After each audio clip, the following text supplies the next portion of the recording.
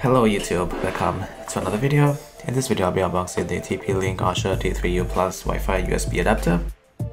So this USB Wi-Fi adapter supports 1300 Mbps over 2 Wi-Fi bands. And let's go closer to the box here, and here you can see it supports 867 Mbps on 5G and 400 Mbps on 2.4G. It supports MU-MIMO, it has a high gain Wi-Fi range. It supports USB 3, which is 10 times faster than USB 2. It supports rotating the Wi-Fi antenna by 180 degrees. And here you have the Windows compatible logo. Let's go over to the back of the box here. And here you have more detailed specs of the Wi-Fi adapter. Alright, so let's get into the unboxing.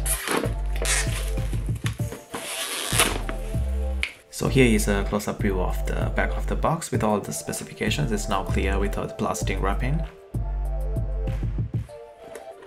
Alright, so let's open up the box and see what we have. So here we have a quick installation guide. I'm going to open up the box here, and here is some instructions on how to use it. And here is the Wi-Fi dongle. I'm going to remove all the plastic coverings here. So this dongle allows you to twist this by 180 degrees.